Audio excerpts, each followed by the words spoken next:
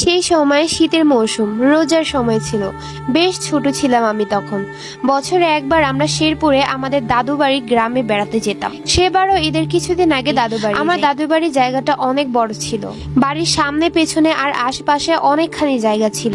আমি যেই রুমটায় থাকতাম তার সামনে ছিল ধান ক্ষেত। ধান ক্ষেতের পাশে গ্রামের সরু একটা রাস্তা। আমরা যাওয়ার কিছুদিন আগে আমাদের বাড়ির দুই বাড়ির পেছনে একজন মেয়ে মারা গিয়েছিল। মেয়েটির মৃত্যু হয় বেশ ভয়ঙ্কর ভাবে। সেটা না হয় অন্যদিন আপনাদের সাথে শেয়ার করব। কিছু মানুষের মুখে শোনা যায় কিছু দেখেছে, সেই জায়গাটা গেলেই নাকি তারা কিছু না কিছু দেখতে পায়। সেদিন আমি গ্রামে গেলাম। সেদিনে দাদি আমাকে এবং আমার কাজিনদেরকে নিষেধ করে দিলেন যাতে আমরা ভুলেও ওই কবরস্থানের রাস্তা দিয়ে না যাই।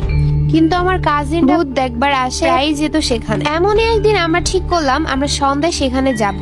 মাগরিবের আজানের পর আমরা খুব সাবধানে বের হয়ে যাই। কবরটা আমাদের বাড়ি থেকে বেশি দূরে ছিল না, 2 মিনিট লাগতো হেঁটে যেতে। এবং আমি যেই ঘরে ঘুমাতাম সেই ঘরের জানালা থেকে কবরটা পরিষ্কার দেখা যেত।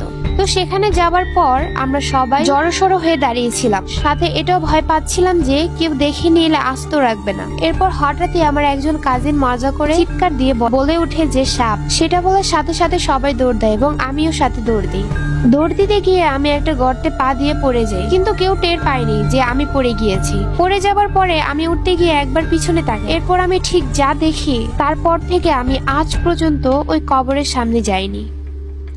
আমি দেখলাম একটা ছায়া মূর্তি। সে পুরুষ নাকি নারী তা বোঝা যাচ্ছিল না, শুধু তার হাতটা ওপর করা। কাউকে দূর থেকে ডাকার জন্য যেভাবে হাত তুলি সেভাবে। ছায়া মূর্তিটা একটা গাছের নিচে দাঁড়িয়েছিল।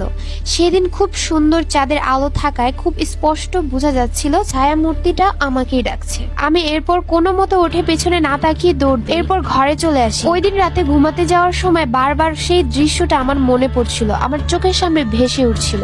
সবাই যখন রাতে সেহরি খাবার জন্য ওঠে, আমি একটু দেরি করে উঠেছিলাম। উঠতেই দেখলাম সেই ছায়া মূর্তিটা ঠিক আমার জানালার 5 থেকে 6 কদম দূরে দাঁড়িয়ে আছে এবং একইভাবে হাত তুলে আমাকে ডাকছে। আমার কেন যেন মনে হলো সে আমার দিকে তাকিয়ে হাসছে। আমি এরপর শুধু একটা চিৎকার দিলাম, তারপর আর কিছু মনে ছিল না আমার। সকালে উঠার পরে আব্বুকে বললাম আমার সাথে কি ঘটেছিল কালকে। আব্বু তেমন একটা বিশ্বাস করেনি, যেহেতু আমি ছোট ছিলাম।